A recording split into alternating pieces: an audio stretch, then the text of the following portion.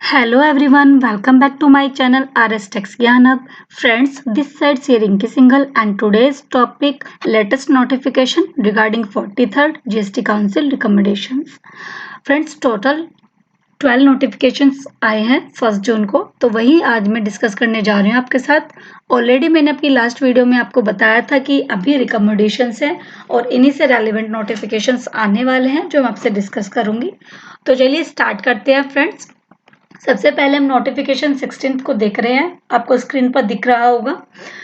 इसमें क्या बताया गया है? इसमें बताया कि सेक्शन 112 एप्लीकेबल हो जाएगा 1 जून 2021 से।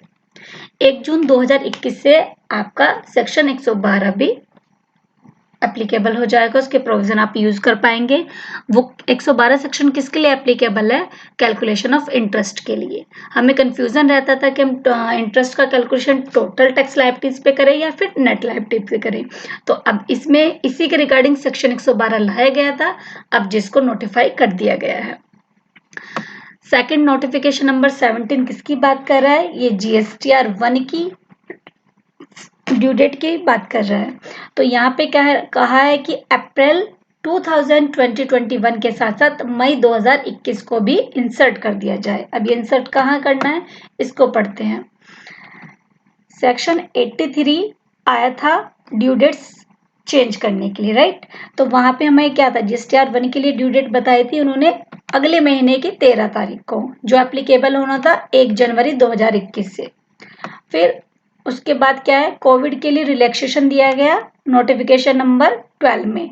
उसमें कहा गया कि अप्रैल के लिए ये 13th ना होके 26th है, यानी कि अप्रैल के लिए अगले महीने की 26 तारीख। तो अभी जो नोटिफिकेशन नंबर 17 आया उसमें इन्होंने कहा अप्रैल के साथ साथ मई भी यहाँ पे इंसर्ट कर दो, यानी कि अप्रैल के लिए भी अगले महीने की 26 तारीख और मई के लिए भी अगले महीने की 26 तारीख आपके लिए ड्यू डेट होगी। आई होप ये क्लियर हो गए होंगे आपको। अब नोटिफिकेशन नंबर 18 में हम आते हैं। 18 किसकी बात करता है? इंटरेस्ट के रिलैक्सेशन की। आज तो हमने ये सब डिस्कस कर रखा है रिकमेंडेशन के टाइम, लेकिन एक बार फिर भी पढ़ के चलते हैं थोड़ा समराइज वे में। ऐसे टैक्स पेयर जिनका टर्नओवर 5 करोड़ से ज्यादा है, तो उनके लिए मार्च, अप्रैल एंड मई तीनों महीने में किसी भी महीने में यदि उन्होंने लेट फाइल किया तो उनके लिए इंटरेस्ट कितना लगेगा?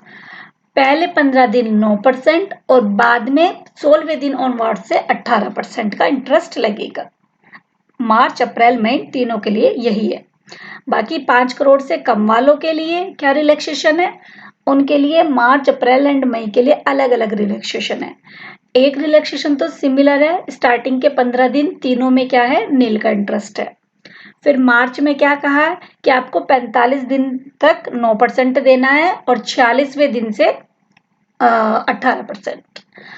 अप्रैल में क्या कहा है कि अगले 30 दिन आपको 9% और उसके बाद 18%। मई में अगले 15 दिन 9% और उसके बाद 18%। तो इनको सिचुएशन वाइज अलग अलग रिलैक्सेशन दिया गया है। अब हम देखते हैं QRMP वालों को क्या रिलैक्सेशन दिया गया है।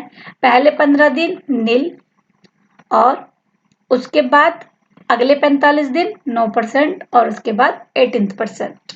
आई होप ये भी आपको क्लियर हो गया होगा। अब देखते हैं नोटिफिकेशन नंबर 19। नोटिफिकेशन नंबर 19 किसका है?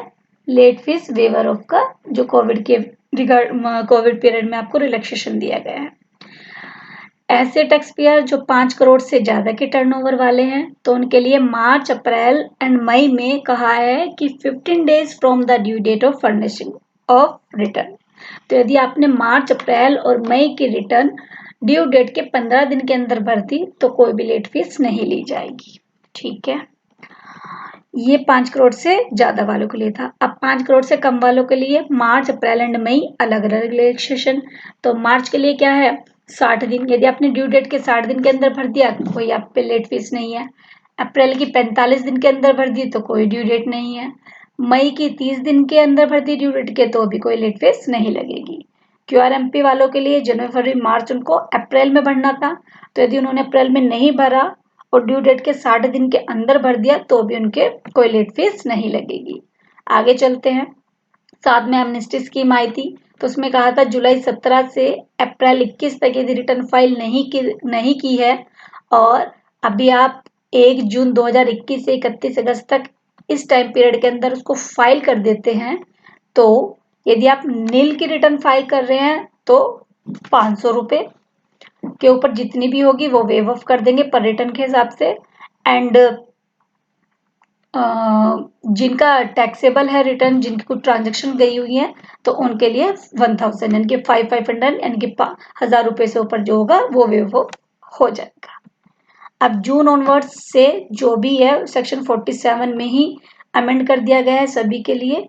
तो वो रिलैक्सेशन देखते हैं कि क्या फीस घटाई गई है। इन्होंने कहा है यदि नील की रिटर्न है तो 250 यानी कि 500 रुपये लेट फीस लगेगी, और यदि 1 करोड़ तक है तो 2000 लेट फीस लगेगी, और यदि 1 करोड़ से 5 करोड़ के बीच में है तो फिर आपको 2500 यानी कि 5000 लेट फीस लगेगी। ये भी आपका क्लियर हो गया। तो हम नोटिफिकेशन नंबर 20 पे आ गए हैं। नोटिफिकेशन नंबर 20 किस रिगार्डिंग है? आपका GSTR1 की लेट फीस के लिए। अभी तक तो कोई भी लेट फीस नहीं लग रही थी, लेकिन जुलाई ऑनवर्ड्स रिटर्न आप टाइमली फाइल करें, अदरवाइज GSTR1 के लिए भी आपकी लेट फीस लगेंगी। यदि आपकी नील की रिटर्न है तो 250, 500, और यदि 1.5 करोड़ का टर्नओवर है तो 1000 यानी कि 2000, और यदि आपका 1.5 करोड़ से 5 करोड़ के मिड में है तो आपका 2500 यानी कि 5000 ये लेट फीस आपकी GSTR1 पे भी लगेगी 1 जून से। अभी हम नोटिफिकेशन नंबर 21 पे आ गए हैं। 21 किसके रिगार्डिंग है? GSTR1 4 की लेट फीस के लिए।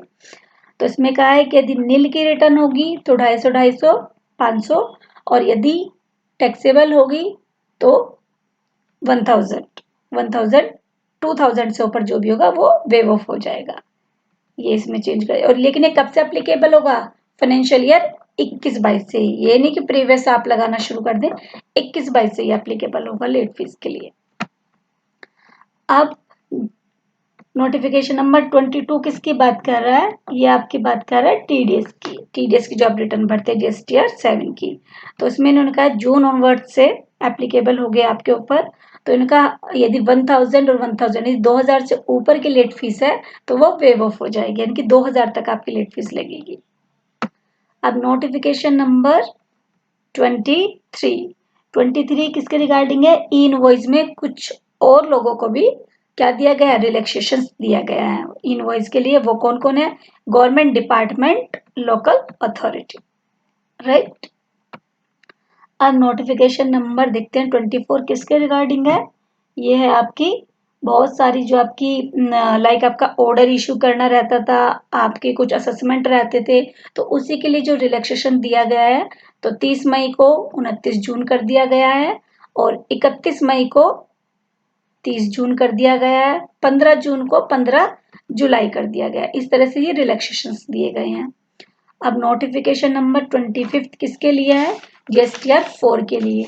इसकी लास्ट डेट आपकी 31 मई थी, तो 31 मई से बढ़ाकर उसको 31 जुलाई कर दिया गया है। अब नोटिफिकेशन नंबर 26 किसके रिगार्डिंग है? ITC 04 के लिए। इसकी भी ड्यू डेट एक्सटेंड करके 30 जून तक कर दी गई है। नोटिफिकेशन नंबर 27 आपका लास्ट नोटिफिकेशन है जो आपके रूल्स के रिगार्डिंग है। लाइक आपका जैसे कि रूल्स में क्या चेंजेस कर दिया गया है कि 31 अगस्त तक आप ABC के थ्रू अपने रिटर्न फाइल कर सकते हैं। साथ ही आपका रूल 36 सब रूल 4 में अमेंड किया गया है कि आप अप्रैल मई जून का कंबाइंड करके इनपुट अपना यूज कर सकते हैं। साथ ही आपका 59 में अमेंड किया गया है IFF के लिए कि आप उसका फर्स्ट डे ऑफ जून से लेके 28 जून तक उसको एक्सटेंड कर दिया गया है मई मंथ के लिए। ओके, तो thank you so much friends. मैंने सभी नोटिफिकेशंस आपके साथ रीड आउट करके आपको समझाने की कोशिश की है। आई होप आपको क्लियर भी हो गए होंगे, और फिर भी आपका कोई क्वेश्चंस है तो आप मुझे कमेंट बॉक्स में कमेंट कर सकते हैं। Thank you so much.